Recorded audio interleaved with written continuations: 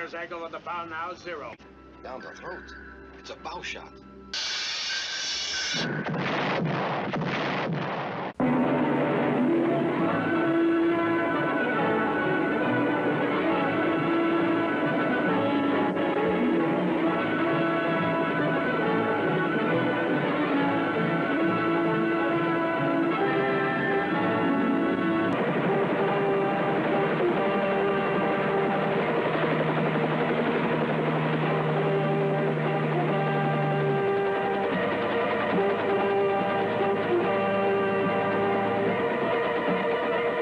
Hello, YouTube modeling community. This is Rick, and this is my first update on the entry into the Whirlybird group build sponsored by Brian at BG Model Workshop. And just as a reminder, the kit I'm working on is the Bell OH13 Sioux, and that I am building it as it was portrayed in the 1950s TV series Whirlybirds. And more on that in a minute. First, let me take time to thank everyone who subscribed to the channel. If you're not subscribed, please do. And if you'd like a shop card, there's an email address in the description and in the title frame that you can send me an address and we'll get you out a shop card. So, moving on to the status here, update 1. Let me go in a little bit and say that one of the things I'm really enjoying about this kit is that it does lend itself significantly to a modular sub-assembly type assembly and construction.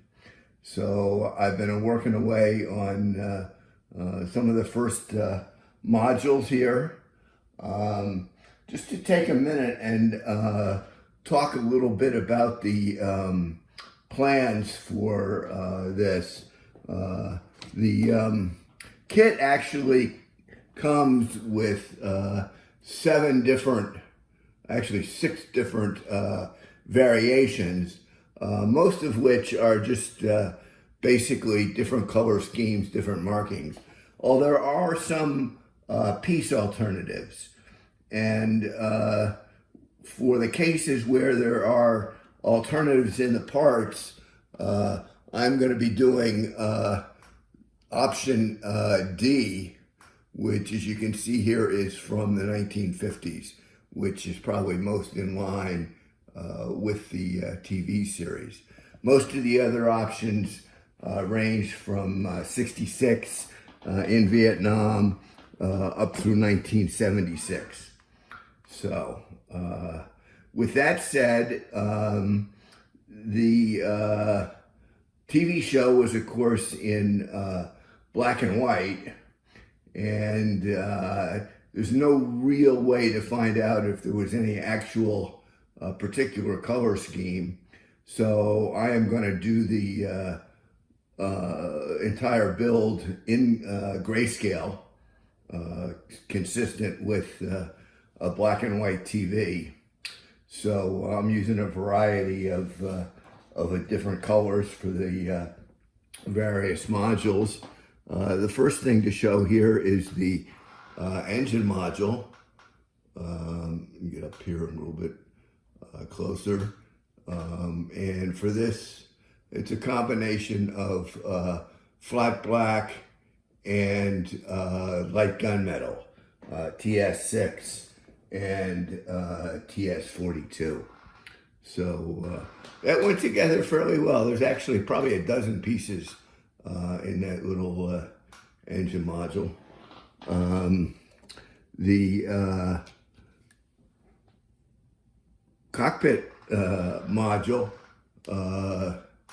went together fairly well. I'm using a royal light gray for the floorboards. It's haze gray for the cushions, and flat black for the various controls. Do another little view of that. So, and the skid module, that's again, I believe haze gray and flat black. And the lower frame is gloss aluminum. I think that's TS17. And then the fuel tanks. Now these are one of the parts that there are alternatives in the kit. So this is the alternative for the earlier 1950s vintage design. And this is racing white. And as you can see here from the picture I've got from the internet on the show, the main body color is going to be that light racing white. And in addition to that, looking at this picture, we can see the registration numbers.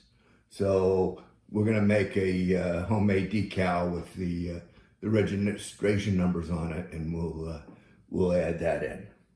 So that's kind of where we are, and we'll keep everybody updated.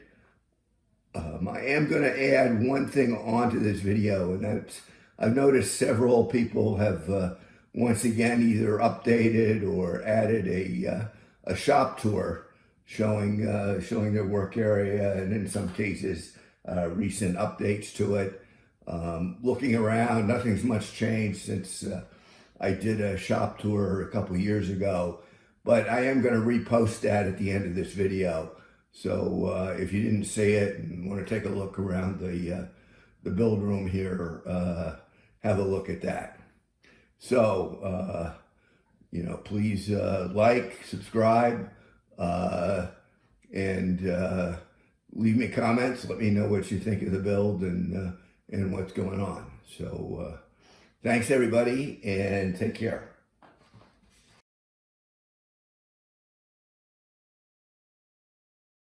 Usually when I've been making a video, it's close up on the cutting board, but stepping back, this is the primary workbench. It's just a 2 foot by 4 foot folding table.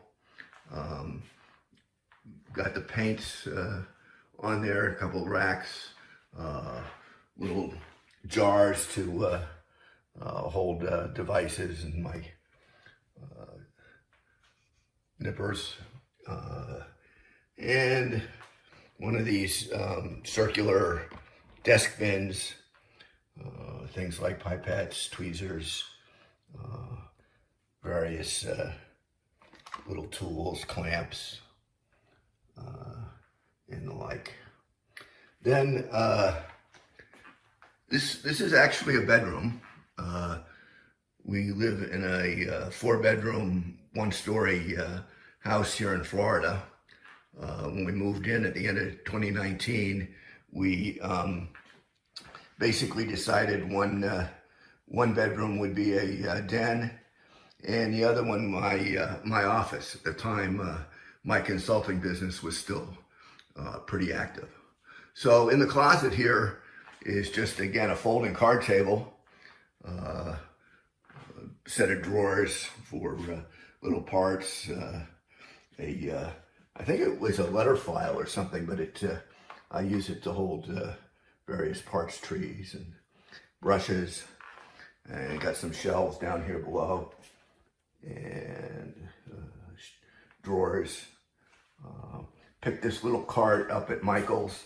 I can wheel it out, get access to various things, tapes, scissors, putty, and the like. Up top of the closet is some of my stash, primarily ships, subs, and the like.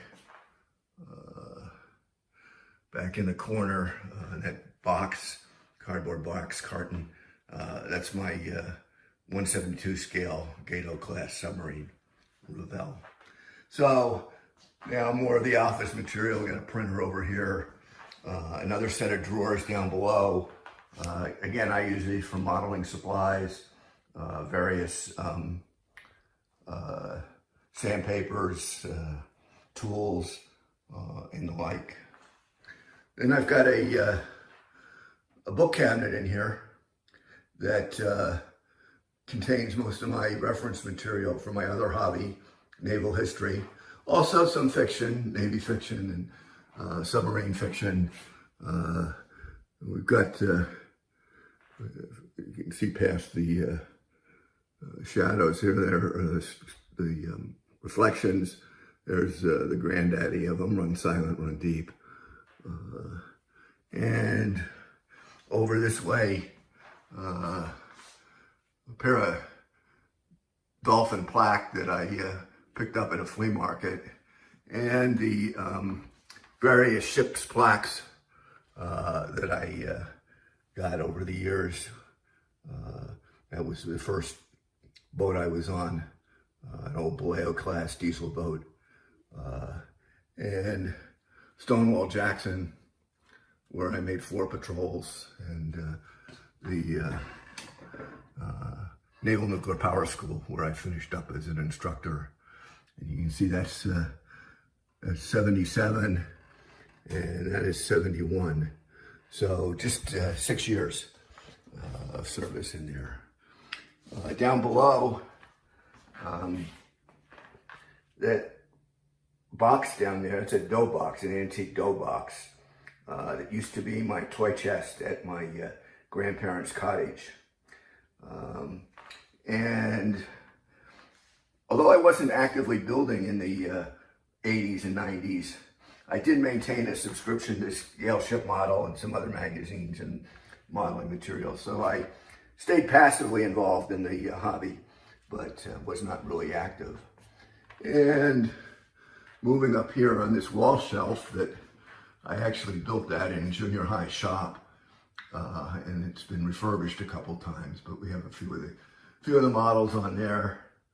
Going around here, a globe. I think that was a work anniversary kind of thing. I've really forgotten. And another bookcase with more reference materials and some more of my models. The PT boat, the 55 Chevy, the Chaparral, and the Stonewall Jackson night plane. And then over to my my actual desk, commuter desk, another one of those circular little catch-alls, as well as some storage space and file cabinets and the like. So that's in here. If we go just step outside, I've got access to about half of a hall closet here for some more of my stash. So I give half of it to linen. But so that's the contribution to show the workspace. One last look around here, and it's a pretty comfortable workspace, although I can really fill up the available surface area pretty fast when I get going. So all right, well, thanks for watching. Thank all my subscribers, and we'll be back with some updates on what's going on in this room sometime in the very near future. So everybody take care, and thank you.